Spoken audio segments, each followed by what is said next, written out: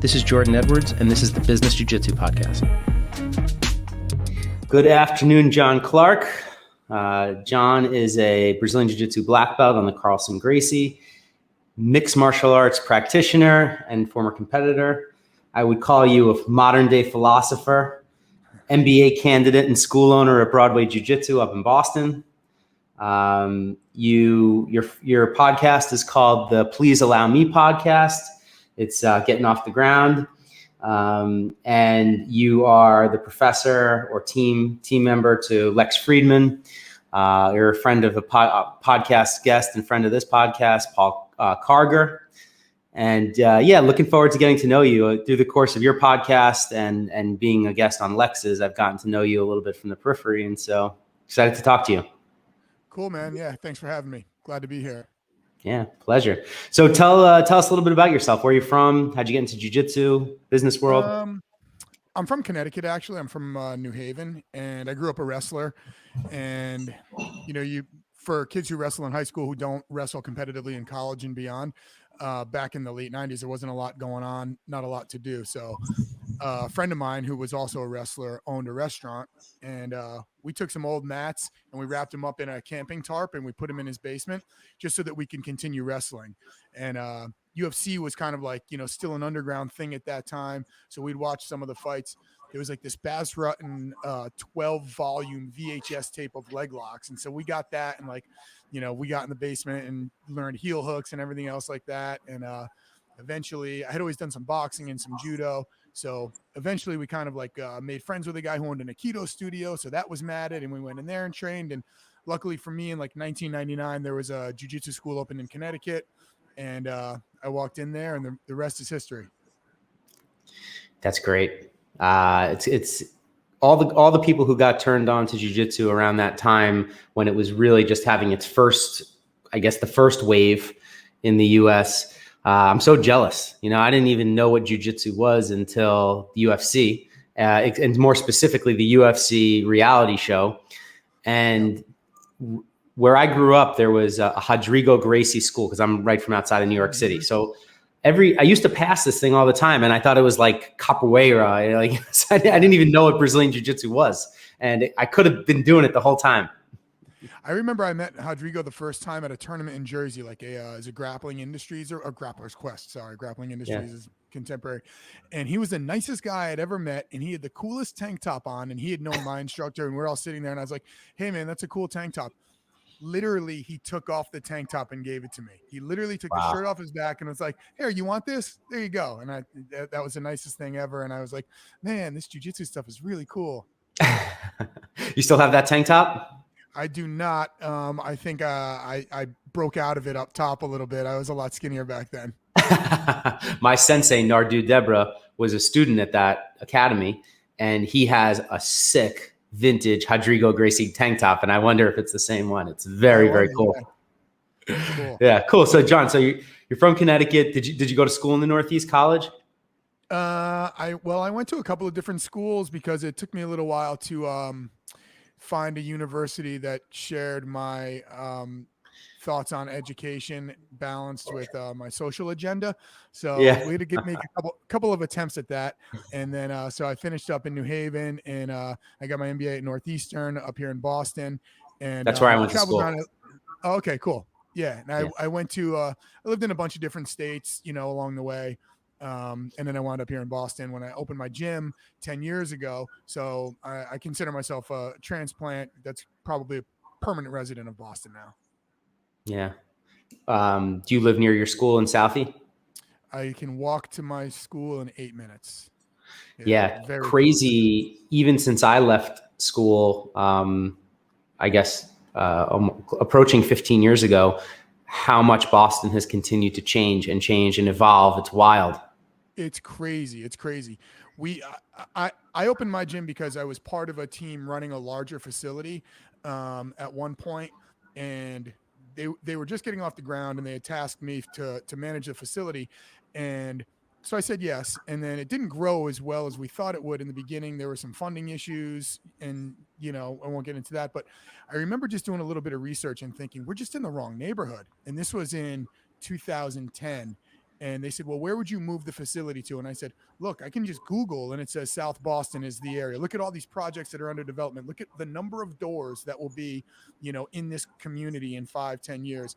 And I was told, yeah, we'd rather spend the money on marketing than the money on moving and transplanting the facility. And I said, I think this is a sinking ship. So I've done the research. I'm going to go do my own thing. And then, I kind of stumbled upon a space, and we've been there ever since. We just renewed our lease. So, we got another bunch of years ahead of us, which is good.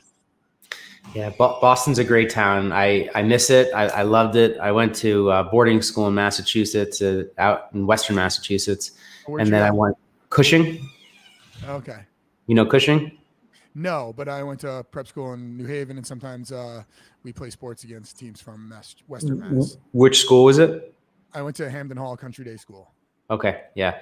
So yeah, you were probably a little south, different leagues. I was like more north, almost on the New Hampshire border. So we didn't play too many Connecticut schools. Some of the bigger schools, like every once in a while, I play a lacrosse game against Suffield, or but they were in the northern part of the state. Yeah, but just Boston is a great city. It really is. It's a great spot, and it's evolved and continues to evolve so much. So you got your MBA at Northeastern? Yes. Yeah. When I was at Northeastern, mixed martial arts and the UFC was just taking off in 2005 when I was in school. The Ultimate Fighter reality show came on. Yep. And I remember all of these MMA events, except they weren't called MMA. They were called NHB, no holds barred fighting events in like north of Boston. And I wonder if you ever fought in any of those events. So the ones north of Boston would probably have been Club Lido or like. Yes, that's exactly it.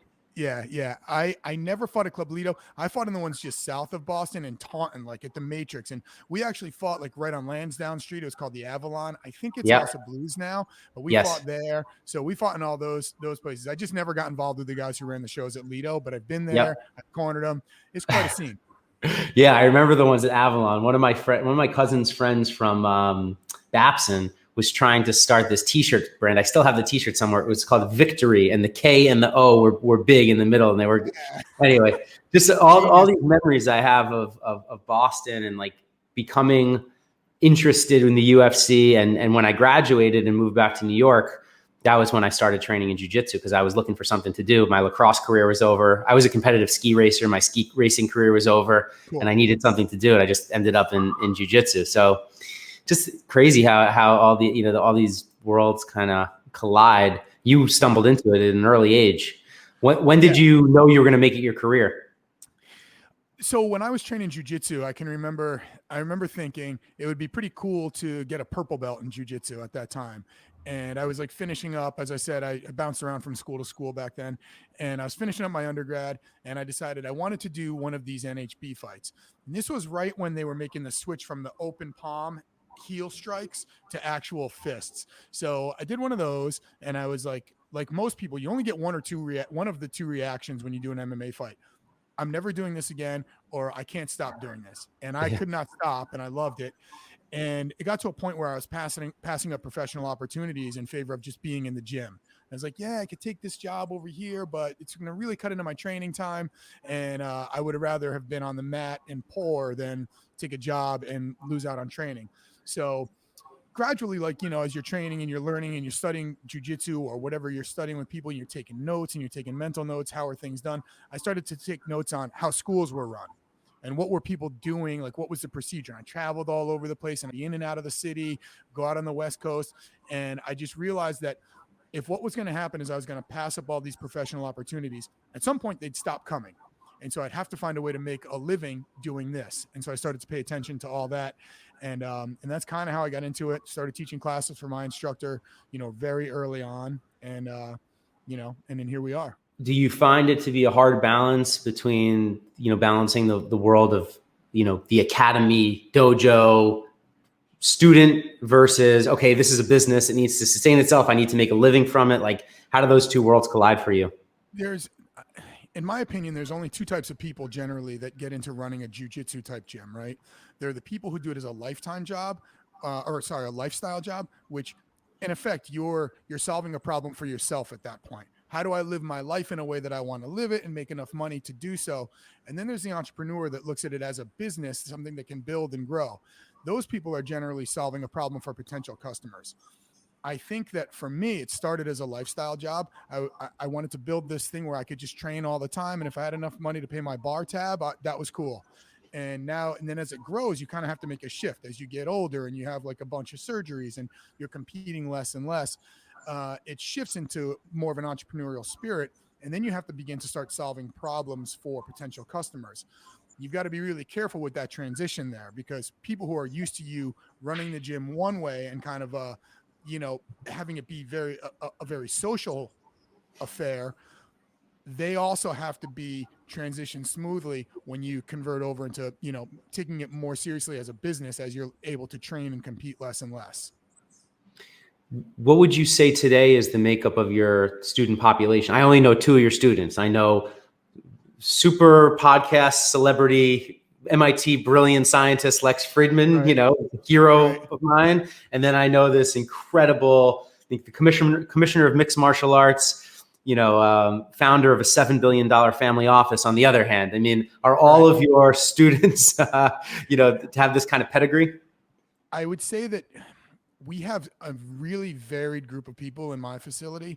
Boston is a very eclectic town, and like there are a lot of people that come here from other places, for education, and some of them stick around and some of them have careers here. But we definitely have an incredibly diverse group of people on my mat. I would say, like most gyms, most of the people are hobbyists.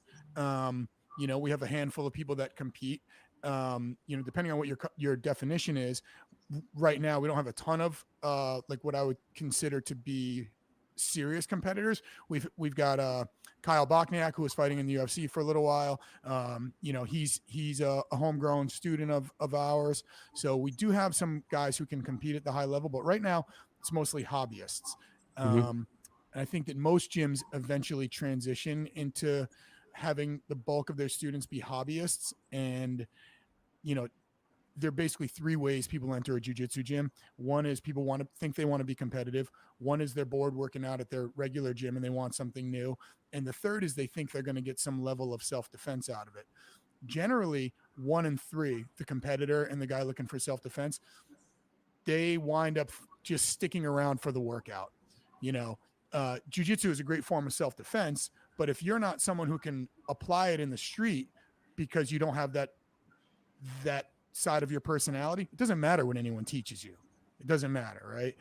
People who want to compete, a lot of people you find they compete at white belt and they compete at blue belt. Then right around purple belt, they figure out, I got to do a whole lot of extra shit to be competitive at purple belt. I've got to be strength and conditioning. I got to be doing my cardio. I got to be doing my drills. I got to be doing all these other things. And that level of dedication is not necessarily for everybody. So right around purple belt, I feel like most people fall off and they become hobbyists, and they're here for the workout and the social aspect of the gym. It's a great metaphor for business too. I mean, everything that you just described about that describes a lot of entrepreneurs. They get into it for one reason. The rubber hits the road and they have to decide, wait, was this my hobby or is this something I'm willing to bleed for? And decide if I'm going to push through the sleepless nights and chasing customers and just trying to figure out how to make it work. Right. And I think that there's a lack of congruency when people think, okay, so I've been training in a gym for a long time and maybe I should start my own gym. Just because you trained for a long time doesn't mean that A, you're good at teaching jiu-jitsu, and B, you're going to be good at running the business of teaching jiu-jitsu. So you need to kind of have some congruency there and some overlap to be successful. You don't have to be a world champion competitor, but you've got to be able to, you have to love teaching in order to be able to run a business around teaching. Yeah. There are plenty of people are really good at jiu-jitsu and just don't like the teaching portion of it. And, that doesn't make for a really positive attitude in the academy.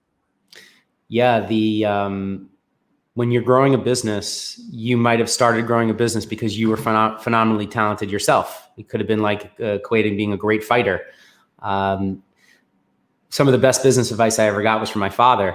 And he said, when you have a team, you're going to have a team of A players, B players, and C players. Most of the players are going to be C's and B's. If you expect a C to act like an A, you're going to have a lot of disappointment. He said, your only goal is to get the C players to act like Bs, Bs to act like As, and then squeeze every drop of utility out of your A players that you possibly can. He said, if you're always trying to fire everybody, you're going to get left with a team of nobody because everyone's always trying to fire everybody else. And that advice stuck with me as I've been building teams. And every time I promote a new person, especially a young person who got to where they got quickly because of their talent alone or their talent and hard work, I say to them, you can only do so much.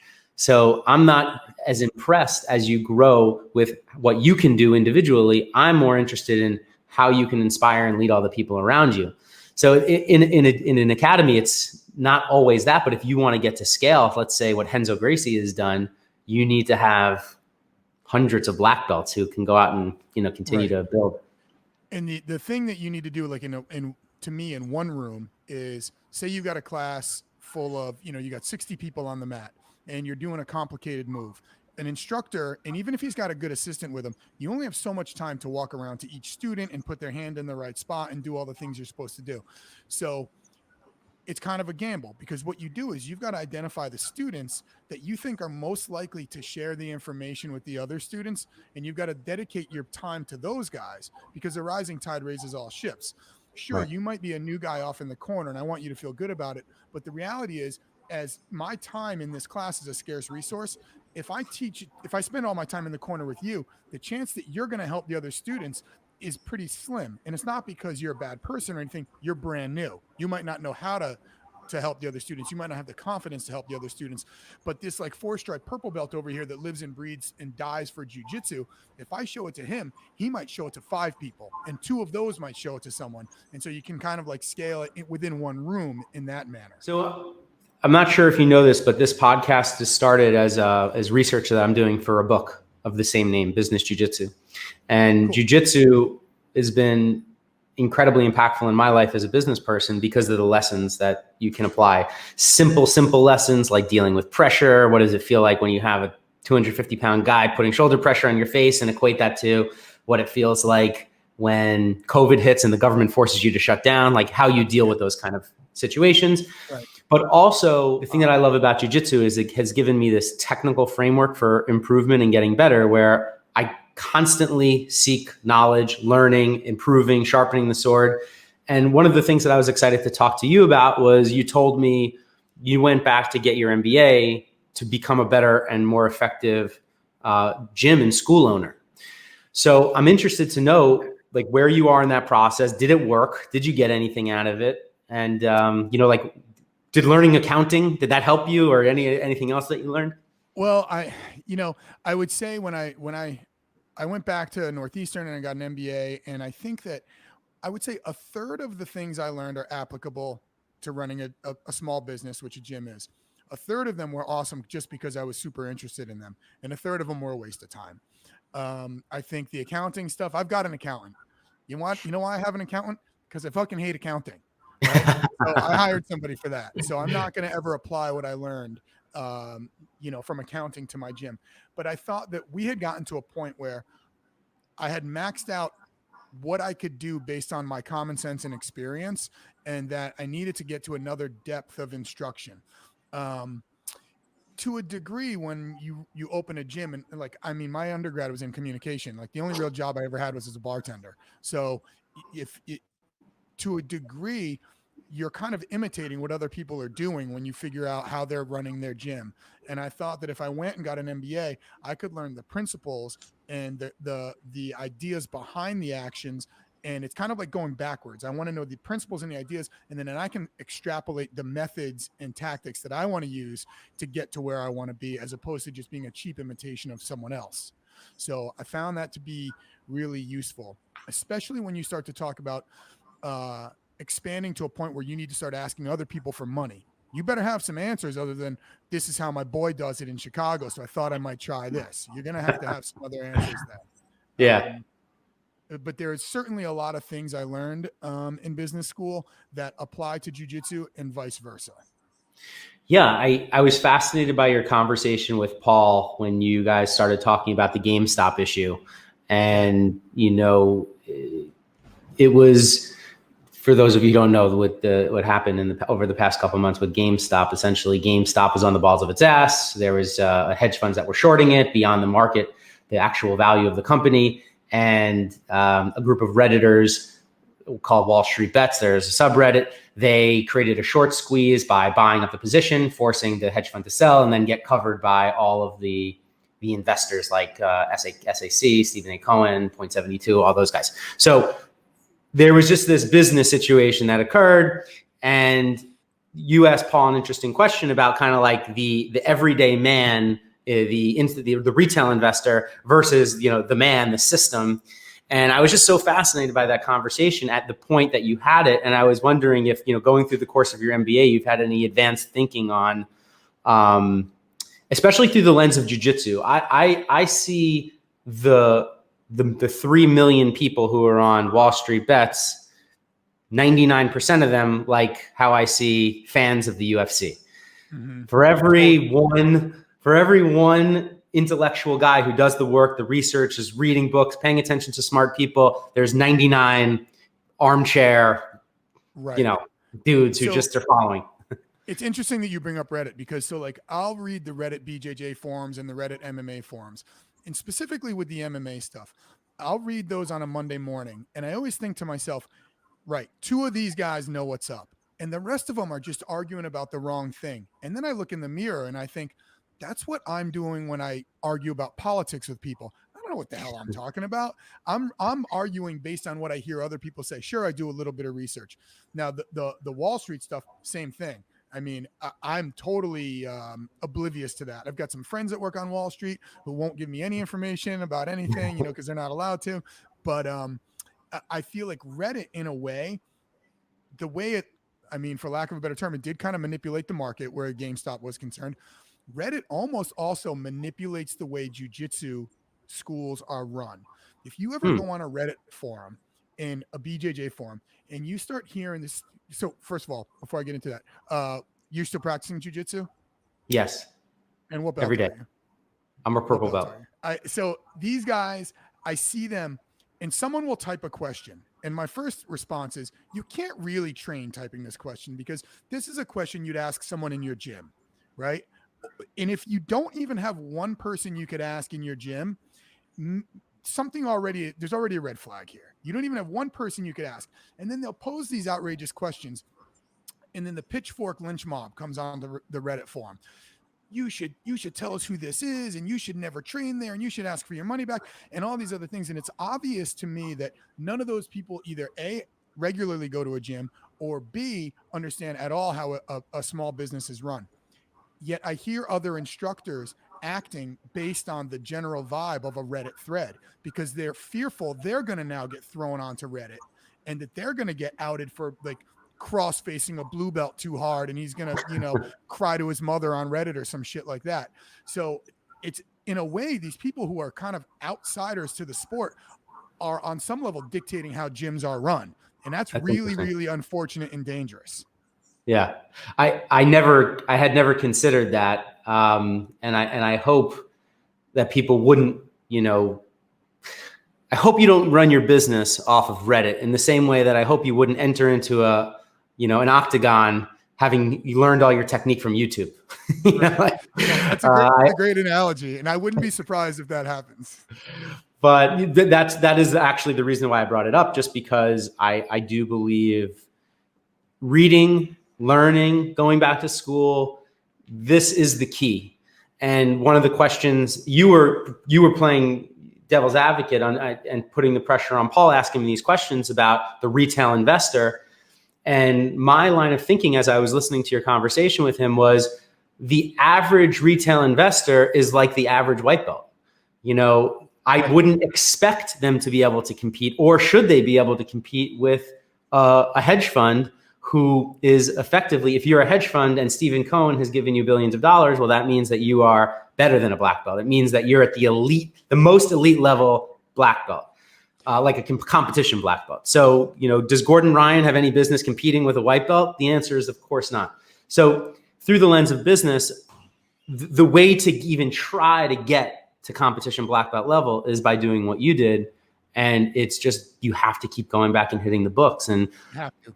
in business, that's what's made me so successful. And by the way, when I say so successful, through the lens of growing my businesses year after year after year, I'm not trying to claim that I'm any major, huge person, but I have had over 15 years of continuous success and growth. And it's because I could either watch Netflix or read. And guess what? Right. From the time I was 25 to 28, it was more Netflix and partying than it was reading. I hit 28 and I was like, fuck, I want to make money. And I kept getting rewarded for learning. Mm-hmm. So at night when I get home, I'll watch some TV. If I'm hanging out with my girlfriend, we'll watch TV. But literally, other than that, unless I'm like really hungover, I can't waste any time doing something that's not going to make me better either at jiu-jitsu or running my gym. So anything that I read, I don't think I've read a fiction novel in like 25 years. Everything I read, I have to be able to try and find a way to apply it to what I'm doing now. And if I can't do that, it doesn't necessarily benefit me in that way. So that's kind of how I look at my free time. Now, there's some crossover in the Venn diagram there, because there are topics that I'm interested in that I also think that I can apply to both jiu-jitsu and running my gym. So that's interesting. And also just studying jiu-jitsu in general, because it's what I love. That also helps me to especially with the younger guys, to stay current on what they're doing.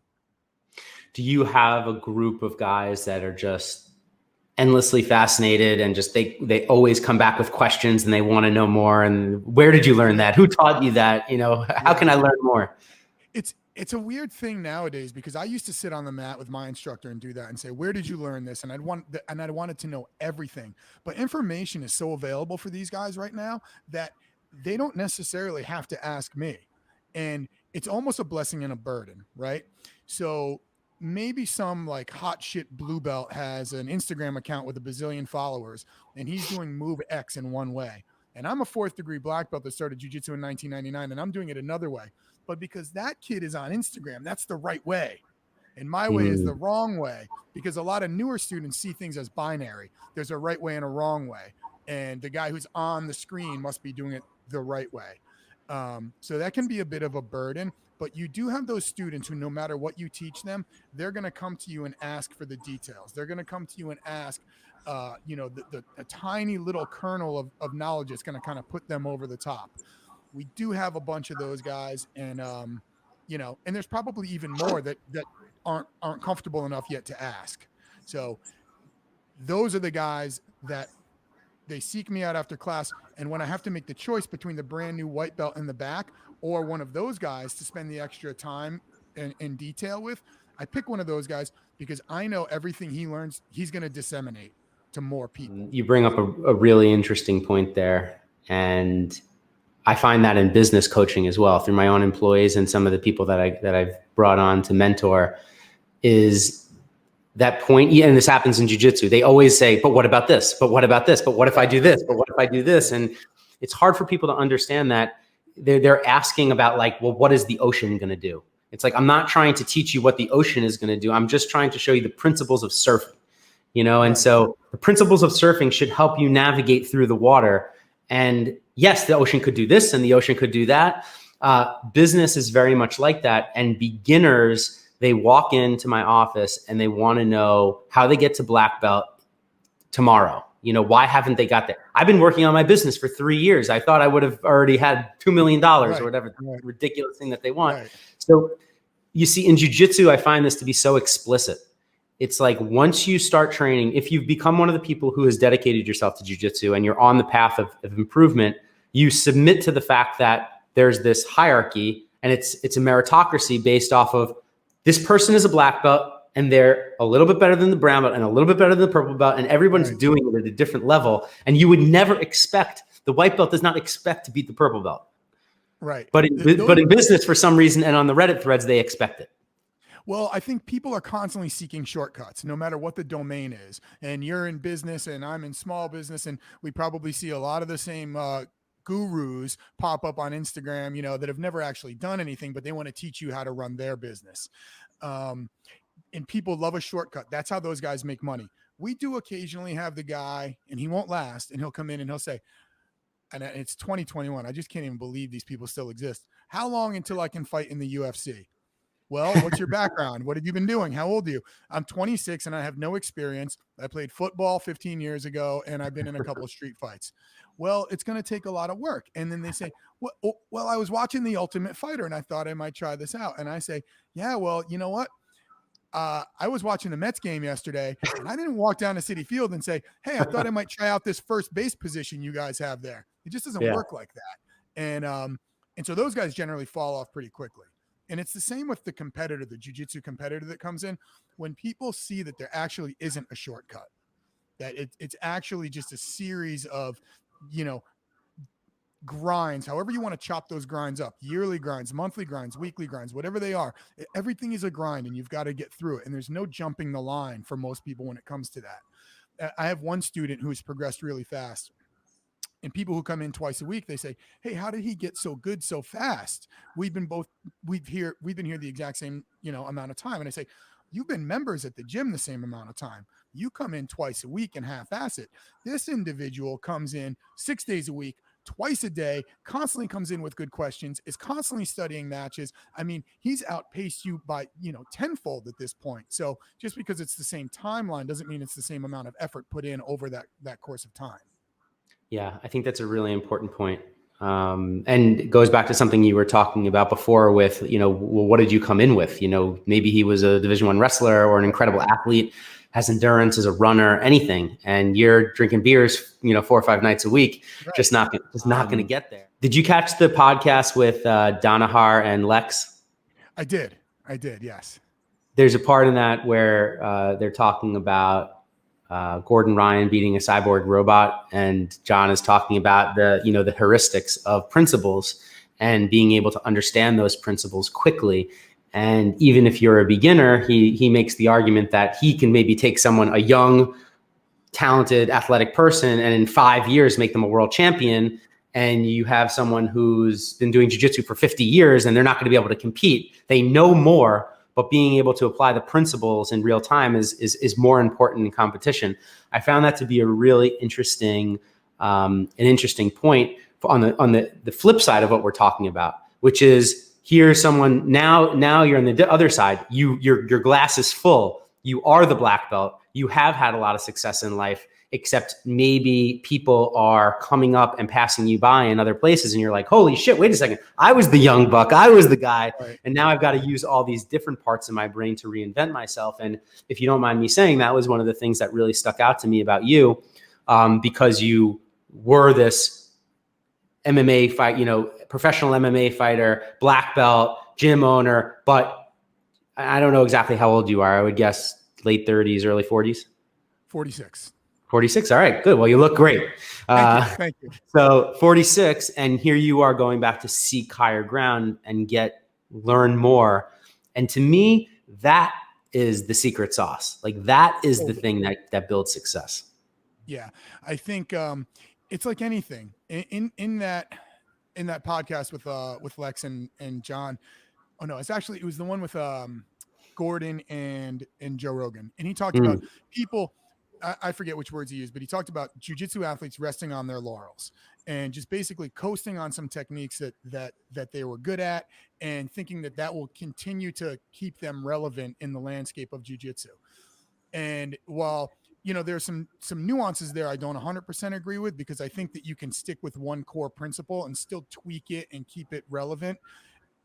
He's right. You just can't sit on your ass and think I've achieved. Okay, here's a great example. Great jiu-jitsu fighters in MMA at the highest level who stop training jiu-jitsu in order to train striking. You've theoretically got an advantage in one skill set, and then they abandon it thinking no one will ever catch up to my level here, so I'm going to spend all my time on my striking. Whereas you get someone like, and I'm not going to name any names in that category, but then you get someone like Damian Maia, whose attitude is like, I'm only going to learn enough striking to get to my jiu-jitsu and continue working on my jiu-jitsu because I've got a significant advantage in that area and I want to maintain that advantage. So for me, it's kind of like that. Like if I don't have an advantage, I want to try and maintain advantages in other areas, but also like build up my weaknesses so I can kind of like, it's like a video game, you have an avatar and you can build so many categories out to some point, and you've got to choose the right ones. So for me, it's always about trying to move forward, and you just, it's the truth This is true everywhere. If you don't evolve, you die. When you said that, I immediately thought of when Ryan Hall fought BJ Penn, which I thought was an interesting match as it was, but Ryan Hall did that Imanari roll. He put him in a heel hook and BJ turned the wrong way. And I said, if do anything but that. And if you, that's part of the modern leg lock game is like, you just, if you're locked up, you don't want to turn into it that way. And I said, even someone at a lower level would know not to go that way because you're going to immediately break your own knee. Exactly. And so, but again, no knock on BJ Penn. I mean, he's an absolute legend, and guy's incredible. But I just think about that in terms of evolving and keeping getting better and better and learning more and being hungry and not just showing up for a brawl. That's why competition in jiu-jitsu, I think, is so important. If you are in a room with a group of people, however many it is, and you're training, and in theory, you're getting the same instruction from the same instructor, and you're applying the moves on the same people all the time, how do you even know what you're getting good at? But the more important question is, how do you know what you suck at? Because these people, you're adapting your game to the guys you're training with on a daily basis, but you've got other holes. It's just the people in your room might not be exposing them. You got to go to a tournament to expose guys, to expose yourself to the things that you're not good at. And in reality, the problem is in jiu-jitsu, you don't get a room full of guys who are professional competitors. And there's an incongruency in the best way to teach jiu-jitsu and the best way to run a jiu-jitsu gym. They're not the same. If you want to teach the best possible jiu-jitsu to the largest number of people, chances are your student body will dissipate to a degree, because you have to have an expectation from your student. Your student has to be a willing participant in the learning process. Showing up without a plan is just exercise. And that's fine. You can be a guy who does jiu-jitsu for exercise, but you also can't act like you want to do jiu-jitsu as exercise, but then turn around and say you want to win this tournament, because they're two very different approaches. To treat jiu-jitsu professionally and be a competitor requires such an active part on the student. And most of them don't even realize that. You can't show up, learn the armbar from your instructor, and be like, hey man, why didn't this work at the Naga last weekend? It's just more to it. It's very true, and it's an excellent metaphor for business. I love thinking through these things. Are you still excited about the prospect of growing your dojo, growing your academy? Like, what do you think are some of the things that make your academy stand out, as a business and not necessarily just as a school? Well, I mean, for us in Boston, which is it's a city with a lot of people, but it's kind of a small city. All the gyms kind of have their own unique little reputations. And we have a little bit of maybe a rougher training style than some of the other gyms from the feedback that I get. So because we've been around for long enough, generally people who come to our gym know what they're getting, unless they don't know anything about jiu-jitsu, which that doesn't matter then, because they have nothing to compare it to. So people who have jiu-jitsu experience, they know what our style is and they come in. I think for me, the thing that stands out, and it won't stand out to students because very few jiu-jitsu students understand all the things that go into running a jiu-jitsu gym, is you've got to take care of the little things, and then the big things will start to take care of themselves. You've got to be, there are still jiu-jitsu instructors who don't use automatic billing for their students, and they're sitting there every month punching credit cards in or hoping you show up with your cash. It's a group of systems to put in place to make your business robust. And by robust, I mean difficult to see failure out of your business. People always talk about efficiency. Efficiency is great, but as long as there's a possibility of failure in your business, efficiency is kind of a waste of time because it doesn't affect the chance your business fails. You've got to build your business on sound principles and concepts, and then work on making those things efficient, making your systems efficient. But don't worry about efficiency until you're borderline impervious to failure. And I think that's one of the things that I try to do. It's not worry about, streamlining things that have no effect on the long-term viability of my business. I'm trying to build a strong foundation first. And I think that a lot of it starts with culture. Yeah, I think it's all about culture. So speaking of culture and getting outside of the comfort zone, I've heard you talk about your feelings about social media and Instagram, and how you're an authentic guy. You want to be in a room with someone, you want to train with them, you want to drink with them, you want to have a real conversation. Right. I think podcasting is an excellent, step in the right direction, especially long form for that. But I'm 10 years younger than you. I had a different relationship with the internet. I didn't start my life with it. I came onto it. I had to convince myself through this project of rejoining Instagram after being off of it, because I thought that it was ruining everyone's life. I calculated wrong. My bet was that social media was going to be looked at the way that cigarettes were looked at. Like, I thought by 2021, they were going to be like, all right, let's shut down this stupid experiment. This was fucking terrible. Yeah. And I was wrong. So when I decided that I wanted to write this book, I launched the Instagram account for Business Jiu Jitsu, and I launched this podcast, and it had a lot more traction than I thought it would, or at least expected it to. And so now I find myself with, a small social media following, and having to manage that and still be true to myself. And so I'm interested to hear from you, like, you're now on this path, and like, do you think that there's a way to balance it healthy without selling out?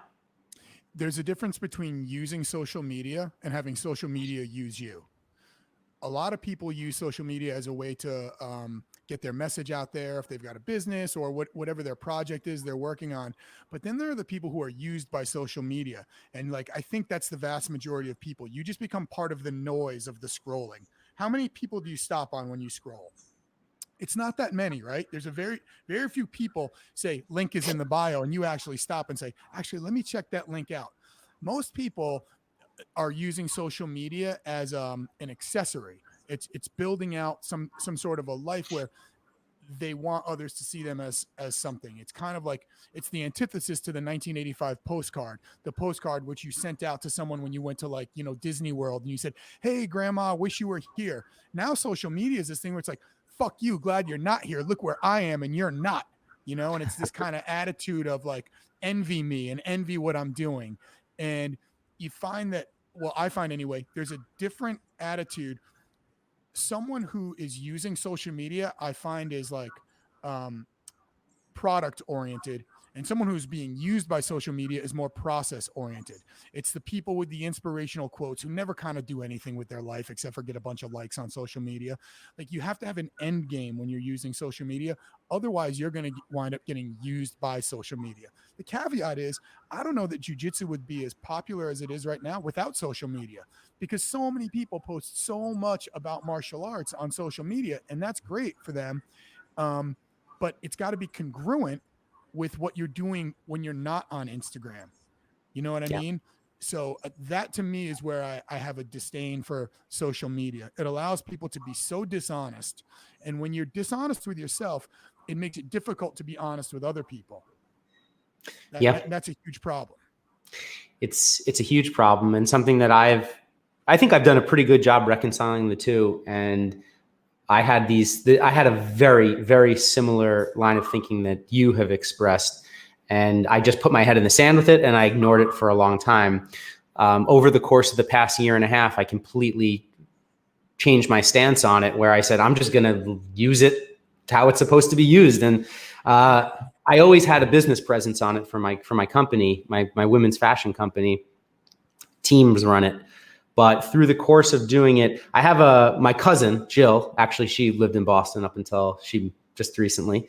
And she married this guy, Asaf, and he runs a creative agency. And he was over at my house a couple of weeks ago, and we were talking about TikTok. He's 40 years old, by the way, but he's totally entrenched in youth culture. Mm-hmm.